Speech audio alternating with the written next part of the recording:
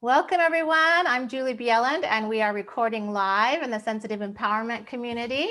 Today's topic is seasonal detoxification for mind and body with Ayurveda, presented by Rose Carroll. Welcome, Rose. Thank you. We It's were nice just to be talking. here. Yes, I'm so happy to have you here. And we were just talking about how fascinating your bio is. And this is your second event with us. So we're so happy to have you back. But why don't you introduce yourself a little bit for people that are new to learning about you? Sure. Yeah. So nice to be back here, Julie. So basically, my path with Ayurveda started in the 1970s, actually. I'm old, probably compared to most of the listeners here, but when I was a teenager, I was 13, my great aunt introduced me to Transcendental Meditation, which I don't know if anybody knows what that is, but it's one of the first meditations that kind of, hit in the 1960s. So she said it will help you through your whole teenagehood, and I was very skeptical, but I learned, and it was really beneficial. It really helped with being, less stressed and less reactive as a teenager. But what it really did is it introduced me to the study of consciousness. And I ended up being a student at Maharishi International University in Fairfield, Iowa. And I studied the Vedas, and Ayurveda is part of Vedic literature. So that's how I got into Ayurveda, was meditating and studying Vedic sciences. And Maharishi Mahesh Yogi is the founder of that university, and he's the guru to the Beatles. I don't know, he's not living anymore, but maybe some of you have seen photos of the Beatles with this short Indian man with a long white beard. So he was my first teacher. So I studied with him and became a TM teacher, and throughout the 80s taught meditation and also studied Ayurveda. So I went through Ayurvedic rejuvenation called Panchakarma. I did 7 days of that, and I fell in love with all the treatments and all the herbs, and I felt so much better. It really balanced me out. And I just started studying and met different teachers along the way. So this is the perfect time to talk about Ayurvedic detoxification and rejuvenation, because the spring equinox is almost here, right? So it's a junction, we call it in Ayurveda, this gap period. It's a junction period between winter, the cold season, and springtime. So in the winter, our physical channels freeze, or they narrow and stiffen. And so what happens is it's hard to, and we eat more because it's cold out. And then we had the pandemic. So, I don't know about you, but I've been kind of eating more delicious foods that maybe are not as conducive to health as much as, you want it to be. So it's a good time to, as everything's melting and in the body, as the channels are opening, that it's to flush out everything that accumulated in the previous season. So so I just want to pause there a little bit about my bio. That could go on, and I don't really want to talk about me that much, but basically, in short, I specialize in Ayurvedic detoxification called Panchakarma, and I also have a little classes. I do some training and certifications, and I'm about to open up a little store in Evanston. I think it's going to carry all the many hundreds of products and have treatments there as well. So that's Wow, congratulations. yeah.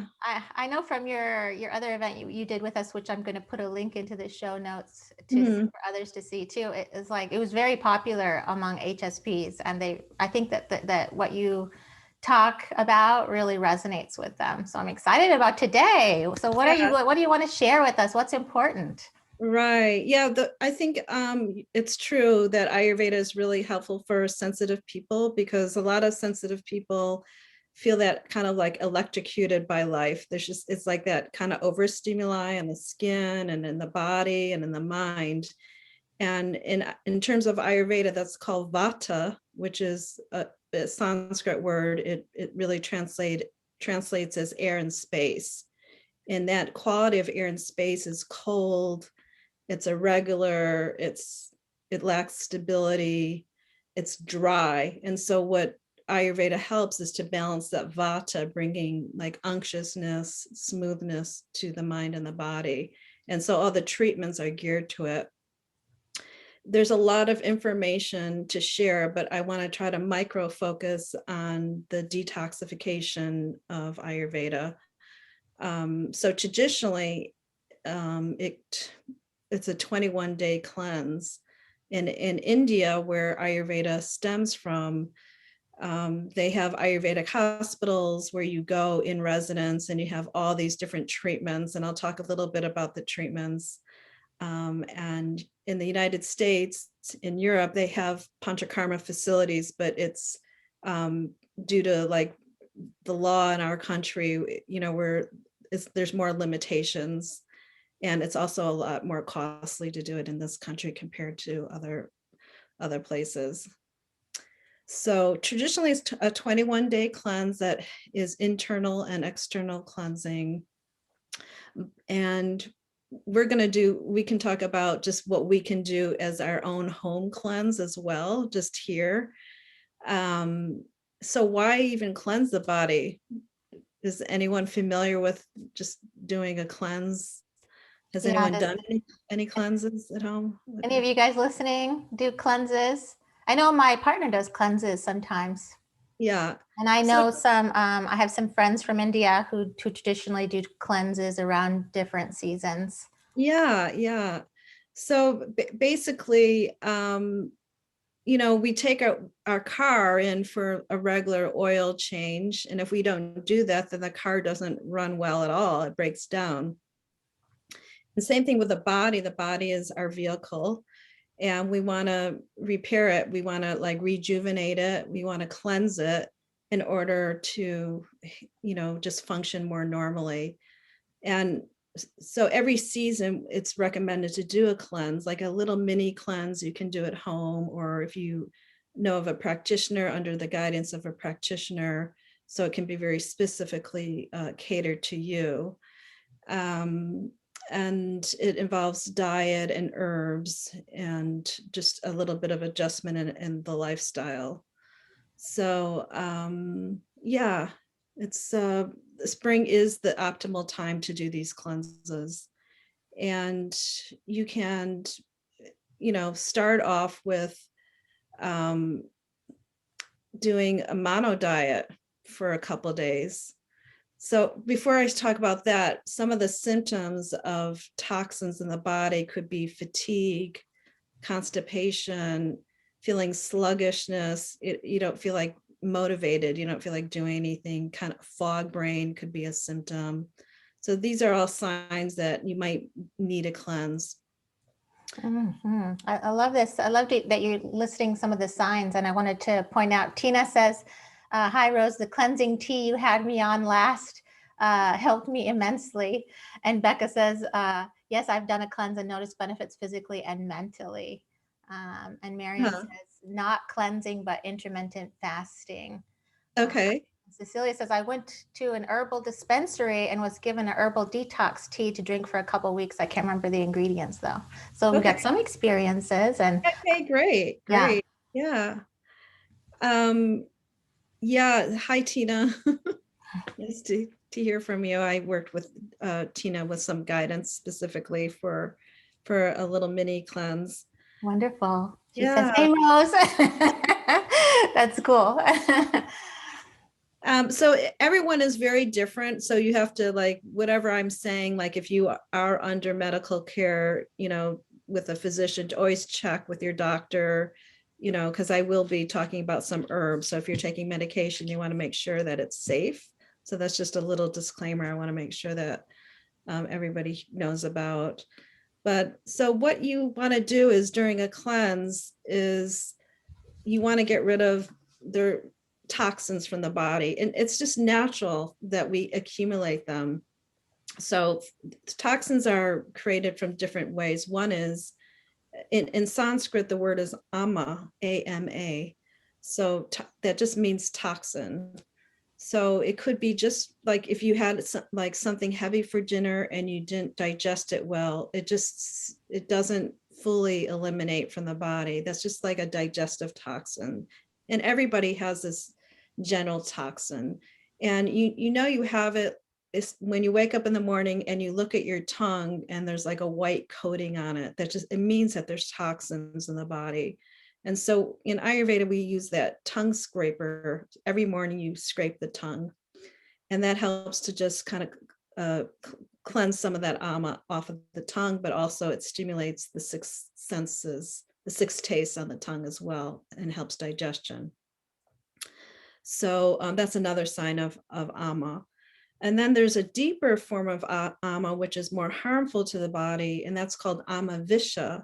And what happens is if we don't get rid of that kind of superficial toxin from undigested food, then it can travel to like an organ like the liver or the knees, or give you headaches and create other problems, even can create disease on some level, because the body has no way of eliminating that particular toxin. It just accumulates and stays in one area of the body.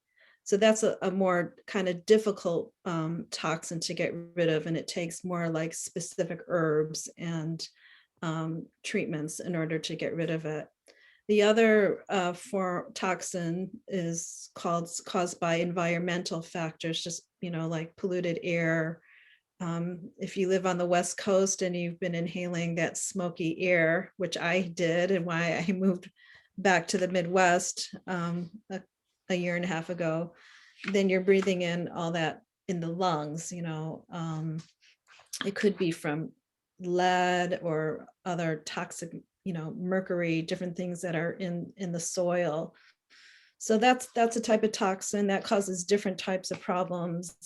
And then also the electromagnetic radiation that we have.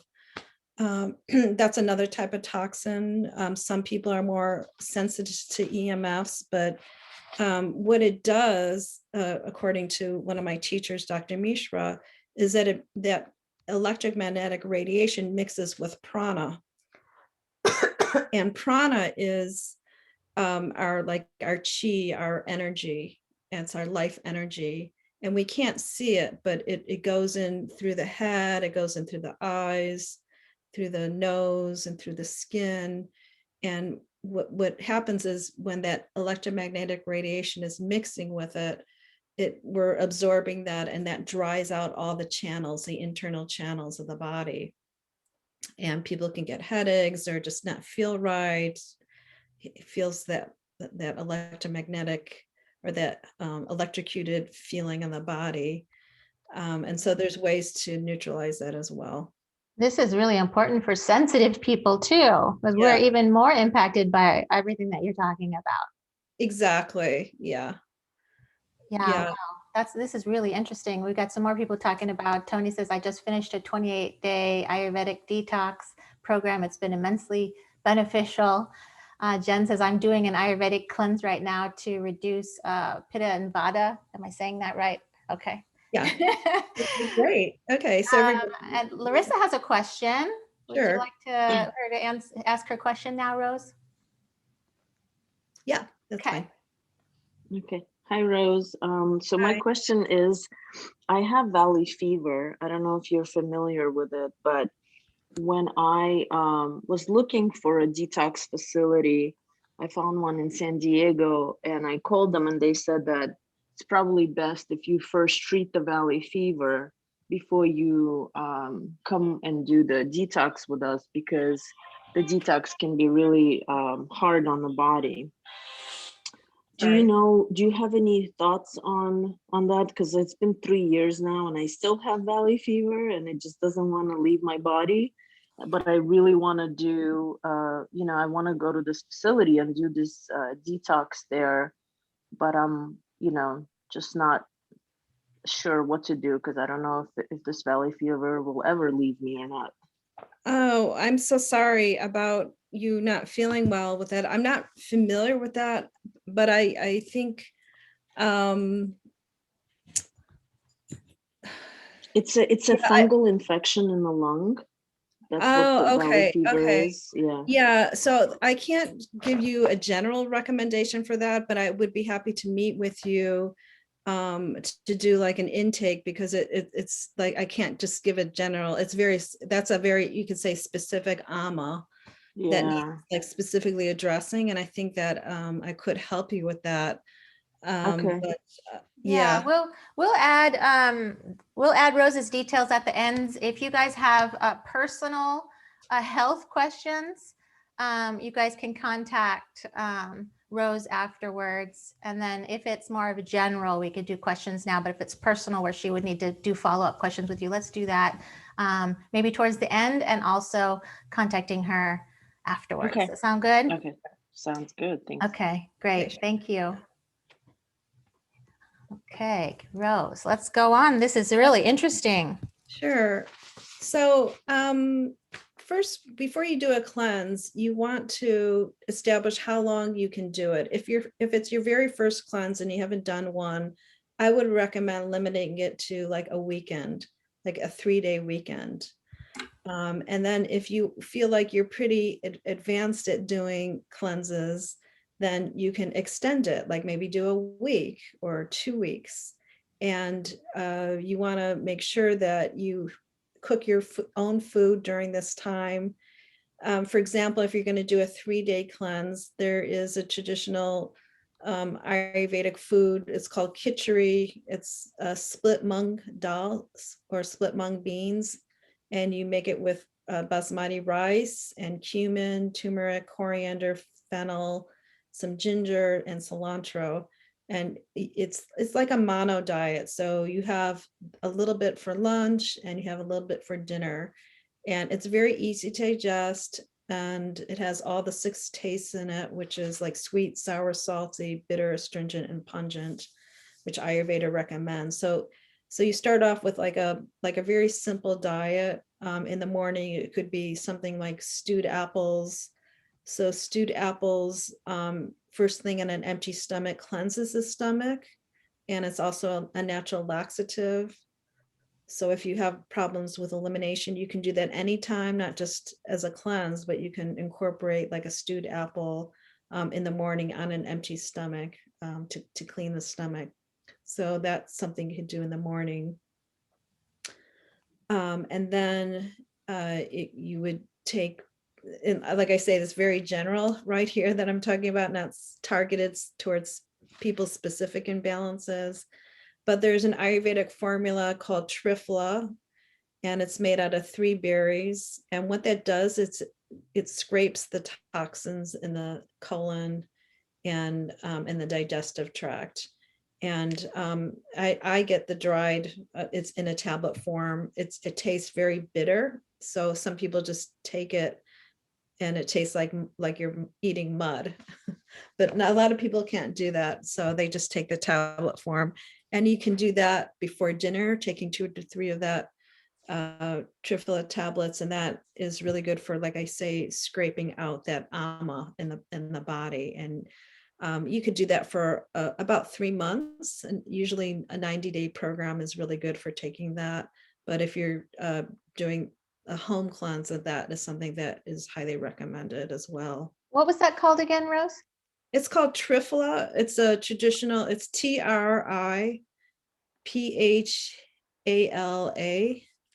Okay. And this particular brand, it's from mappy.com. You can just go to their website, mappy.com. Let's see if, and what I like about this particular brand, it also has something, it has rose in it. And what that does, it cools the pitta down. So sometimes Triphala can be very heating for some people.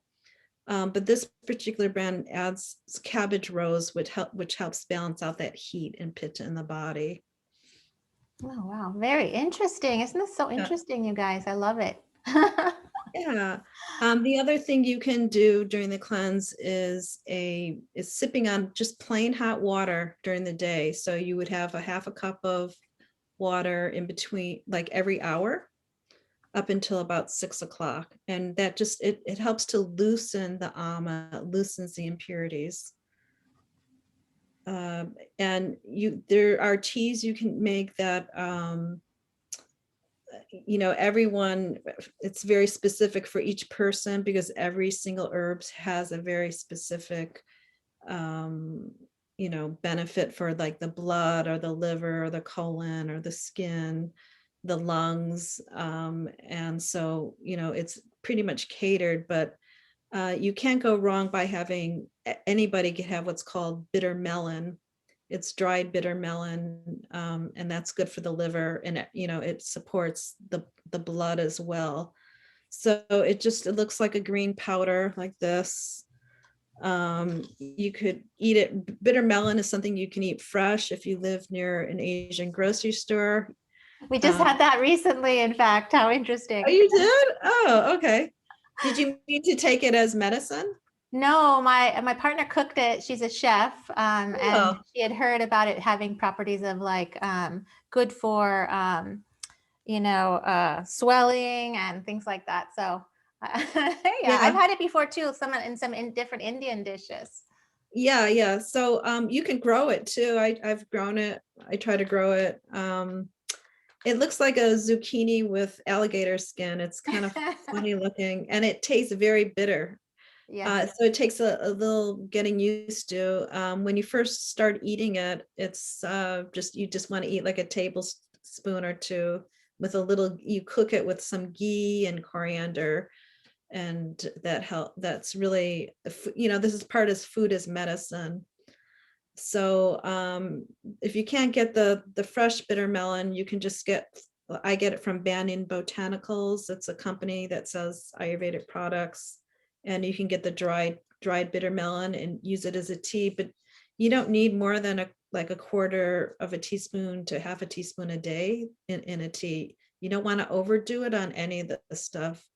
There's something called a detox crisis, where when people overdo the cleansing, then they have a terrible skin rash, or they get nauseated or sick in some way. So the idea is like a slow, long detox is better than a less is more when you're detoxing. Especially for sensitive people. I think we're good at feeling our bodies too, and how our bodies are interacting with stuff. Right. So the other thing you can incorporate in a home cleanse is it's a self massage you do with silk gloves. And what that does, it's a lymphatic massage, and you just you just put the glove on like that, and you do circles on the skin. Like before you take a shower, you just do like small circles, and it's like a rough material. And what that does is it stimulates the lymphatic system and gets that going. So it's an ancient Ayurvedic procedure. Some people use like loofah sponges, but traditionally you use like a raw silk glove. You can order those at different places. So I got to turn my phone off. Okay, there we go. Okay. Somebody's asking, Rose, do the gloves have a different effect than dry brushing? Great question. Becca's asking. Yes. Well, the quality of the silk glove is that it's warming. It's a little bit heating.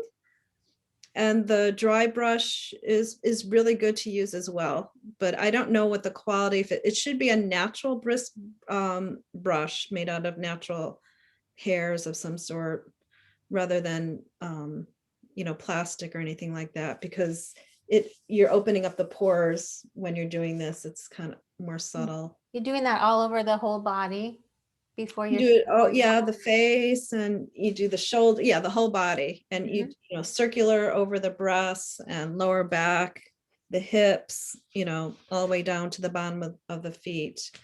And you could do that for 10 5 or 10 minutes before you take a shower.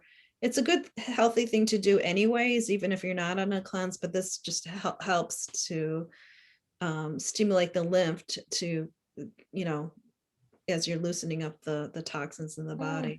Wonderful. Tina's asking, do you use oil after the silk glove rub? Yes. So the other Ayurveda recommendation is something to do Abhyanga, and it's a massage. You use our Ayurvedic herbal oils, and you would do that after you do the dry massage. And there's a video. I don't have it here, but there's how to do the Ayurvedic massage, and what that does is it balances Vata and Pitta. So I talked about Vata dosha is air and space, and it's cold, it's dry, it's irregular. People who have a lot of Vata, it's hard to stay on a routine. They may have like insomnia or anxiety. And when you put the oil on, it helps to balance that. So there's a principle in Ayurveda that to balance, you do the opposite. So if something is cold and dry, you want warmth and oiliness or lubrication, right? So when you apply that oil on the body, like circular on the joints and long on the limbs, like this,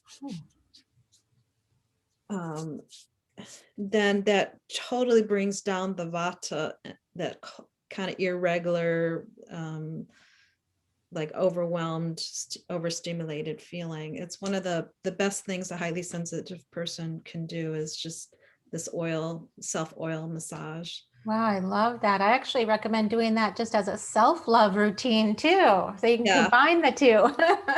Put the intention and energy into self-love as you're doing this massage on you. Yeah, absolutely. I know somebody, she listens to listening to Rumi, when like these beautiful poems and quotes, and then she's doing that like as a form of just like it's like a resource for stress, reducing stress. Plus it makes you more grounded. So a lot of times Vata is not grounded, it's all over the place. So yes, put the oil on, it grounds you. It's oily, and it feels fantastic, actually. Yes, that's actually a really good grounding technique too. Just massage is a good grounding technique. So to combine all of these things into one is really powerful. Right. And if you don't live with anyone, especially during the pandemic, we're all lacking that sense of touch. Yeah. But, having the self, like this Abhyanga, it's really, you'd be surprised. Like it does offer that nourishment from yourself. It's like, wow, I can really nourish myself. Yes, that's so beautiful. Helpful. I love that. Larissa's asking, what's the name of the oil? Okay, so there's lots of different companies. I really love Banyan Botanicals Vata massage oil. There's also one, if you're more Pitta, which is more heat and fire in the body, then they have a Pitta one, and they have a Kapha one. Kapha is earth and water, and so the Kapha oil has more heating herbs in it, like ginger and rosemary in it. Yeah. Wow, this is so interesting. I love it. What do you think what else is helpful today? What else do you want to share today? Oh, I want to ask, has anyone done the Abhyanga and really liked it? I would really love if you could share your experience so other people could hear if you feel like it. Yeah. Anybody here that want to share? Christy. And also we're going to have oh yeah, Tina says, I love doing it. I use coconut oil, she said. Okay, great. Yeah, coconut is great in the summertime. Coconut is cooling, right? Cooling.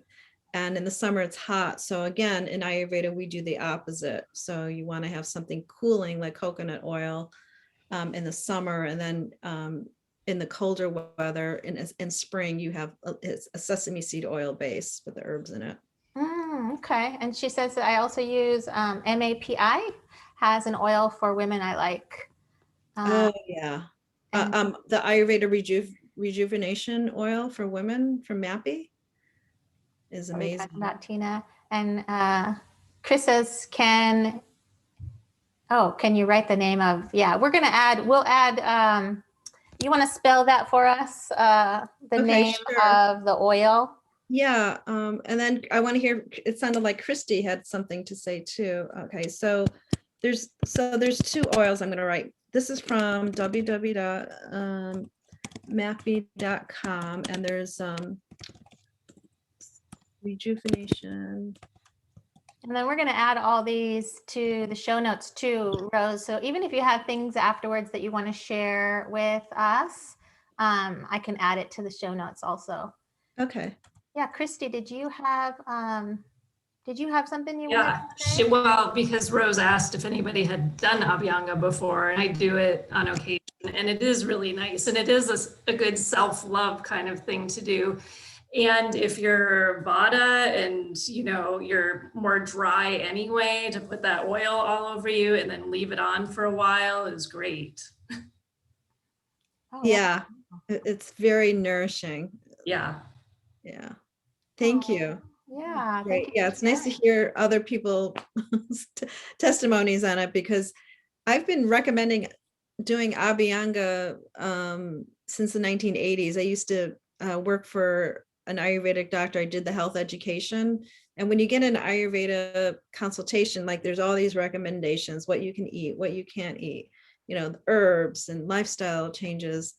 And usually it's overwhelming. So I would always pick the number one thing to do, Abhyanga. Why is that? Because it brings all the doshas into balance, and particularly Vata. And there's a lot of Vata in our culture. It's a very fast-paced, moving kind of attention deficit type of culture that we live in, which is kind of like Vata. And so people would always say, this is back when people didn't really know what Ayurveda was. They're like, I don't want to massage myself. That sounds so weird. I go, just do it for 2 weeks. Just do it like 5 days a week or 4 days a week. And they'd always come back saying, you're right. I feel really different from doing this. And yeah, just more centered and more grounded, smoother, because Vata is rough. We all have Vata. We have all the doshas. We have all the elements, earth, air, fire, water, and space in us, and they're always fluctuating, and we have some more than others. So you can't go wrong by doing this oil massage. I love it. Now, Rose, does it matter if you do the oil before or after your shower, for example? Yeah, it's traditionally, and according to the Ayurvedic literature, you do it before, because it's a way of detoxing as well, because you're opening up the channels and you're getting the lymphatic moving, and then you take the shower and you wipe off the oil and any toxins that came out during it.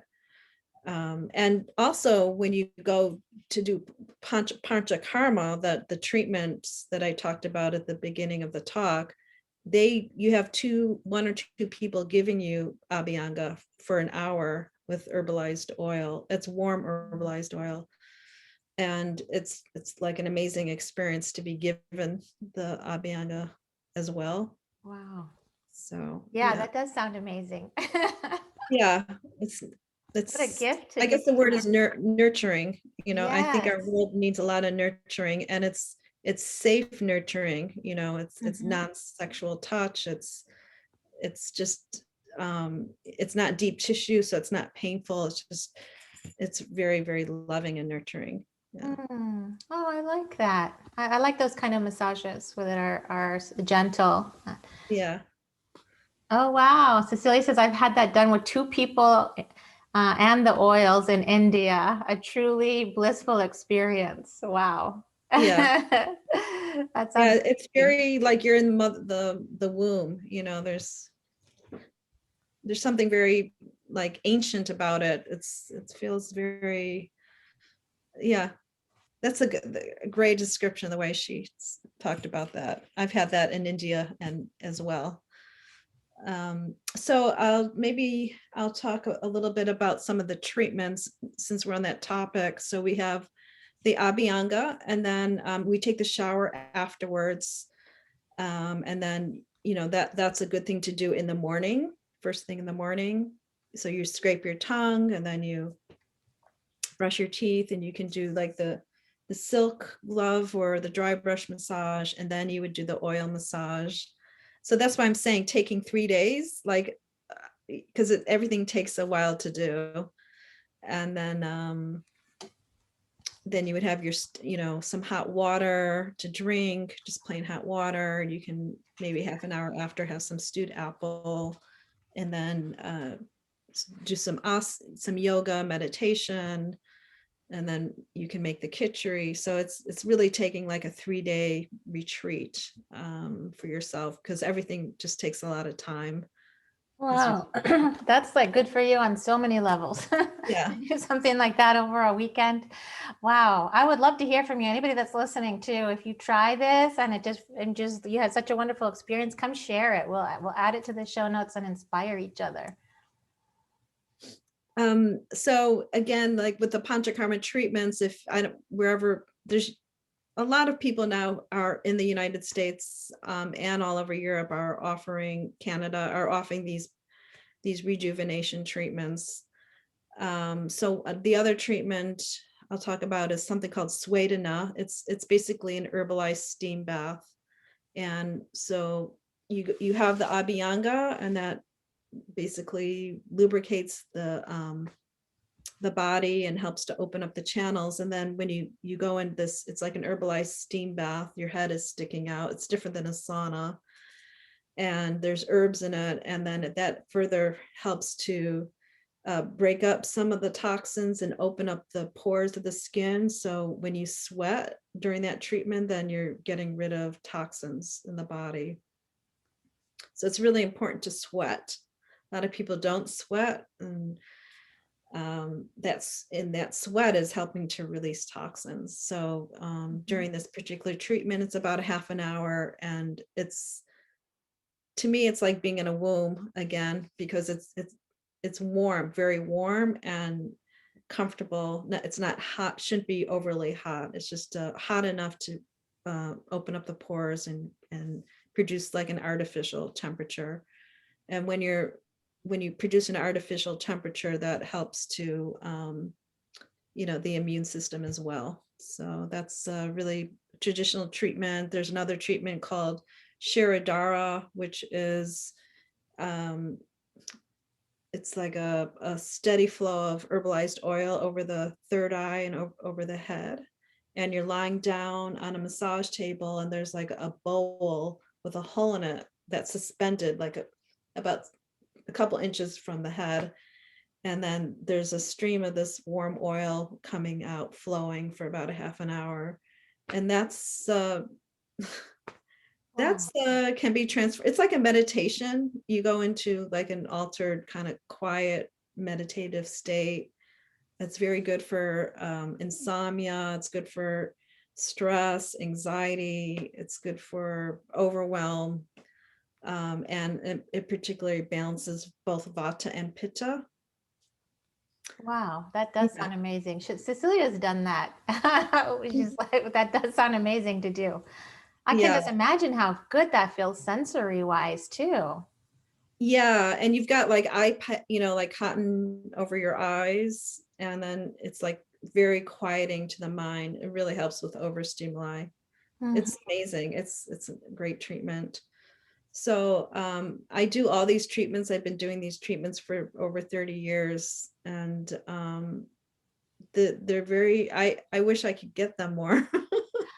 Yes. But I haven't been doing them since COVID, though. I'm going to start again in the spring. But there's also another traditional treatment called Tacrodara, and that is, instead of oil over the forehead, you use herbalized buttermilk, and that cools all the pitta in the head and the heart and in the liver. It pulls out a lot of heat, and it's very calming, especially good for people with migraines and headaches and imbalances, heat imbalances. Mhm. So it's a cooler treatment. Yeah. So there's in Ayurveda, these treatments are, there's records of all the equipment they used to use and in the literature that is thousands of years old. And all of the treatments are either heating or cooling or dosha balancing in some way. And they're kind of exotic. They're just really different. And supposedly Ayurveda is not, it was like cognized by these rishis, these seers. They saw in their third eye how these things would work. And if you're sensitive, it can be like a really blissful experience. People really notice, like opening on the subtle bodies as well. Wow. Do you do these do you do them with clients too? Yeah, I do those with clients. I can't do those treatments on myself. I mean, do you do it with like for your clients? You do those treatments for your clients too? Yeah. Oh, wow. That's amazing. I've Yeah. always had this dream someday we get the sensitive empowerment community together in person. Maybe we have to have you come in and give treatments. Wouldn't that be amazing? That would be really, oh gosh, that would be my fantasy too, because sensitive people really appreciate these treatments because Yeah. they are working with not just the gross level, but the subtle level of the body. Oh, that sounds amazing. Rose, we Yeah. have about 5 minutes left and I want to leave time for you to share how to people to find you. But is there anything else that you want to share today that for everybody that's listening? Sure. Yeah, I guess there's probably, there's like 10 more treatments to describe, but I'm not going to go into them because of the time. But like, for example, there's a grief support treatment where it has to do with the heart. It's like a dough dam on the heart with oil, and that helps to work on the heart chakra and the physical heart. So there's all kinds of wonderful things. Yeah, I highly recommend doing like a 2 or 3 day spring cleanse. I think you'll feel really good taking the Triphala powder. If you want more like specific instructions, like with very specific herbs, then I would be more than happy to work with you. I do it by Zoom, and there's a health intake form that you would fill out. And then, yeah, so it's very specific with diet, herbs, lifestyle treatments, and things like that. Yeah, it sounds like Cecilia's asking, does your body type determine the treatments you should follow? Yes, the types of oils and the types of treatments. Yeah. Oh, wow. So if somebody wants to work with you and get this individualized, advice from you, how do they find you? Well, my website is ayurvedahealthcoach.com, and I'll just put in my number here. ayurvedahealthcoach.com. Okay, wonderful. And we'll put all these into the show notes as well. And any follow-up questions anybody that's here live with us wants to ask before we say goodbye? And do you have any general tips for spring allergies? Christy's asking. Yes, well, ginger, you could be including ginger in your diet, but also Banyan Botanicals has pollen, something called pollen balance. I don't know the last name of it, but if you go to banyanbotanical.com, they have a product specifically for spring allergies. And I know it starts with pollen, so just type that in.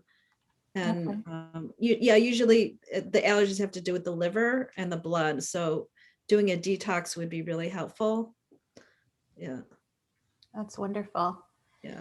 Oh my goodness, Rose, I just want to download everything that's in your brain. I do better with questions because I have so much, over the years, have so much information that if someone asks me a question, it's easier for me to kind of be more targeted in that way. Yes, wonderful. And we'll have a lot of people watching the replay too, so that they can maybe ask some follow-up questions within the sensitive empowerment community too. So members can ask you direct questions that way as well. And we definitely invite you all listening today. If you're not part of the sensitive empowerment community, we sure invite you to join us so that we can be together live for these wonderful events. So many amazing events we have, and to be able to connect directly to the presenters as well. Rose, thank you. This has just been, I mean, so enlightening. I loved your first event. I love this event. I'm going to put both of them together so people can watch both and listen to both. Do you have anything else that you want to share, Rose? No, it's such a treat for me to connect with other highly sensitive people. It really is. So thank you so much for inviting me. And yeah, anyone feel free to reach out. So. Oh, wonderful. And why don't you say the name of your website again? It's ayurvedahealthcoach.com.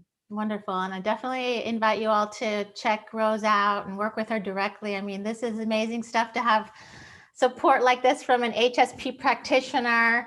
And just Rose, thank you. Thank you for what you're doing in the world. Thank you for the generosity of what you share in your events.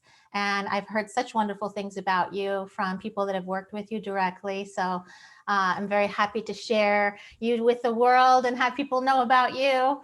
So thanks again for being here and for everything that you have shared. And thank you, Sensitive Empowerment community, for being here with us live. You always enrich our experiences, and we definitely get to spend more time with you in the community. So thank you, Rose, for everything that you are. You are a beautiful example of sensitive empowerment, helping the world with your knowledge. Thank you. Okay. Thank you. Bye, everybody. Bye.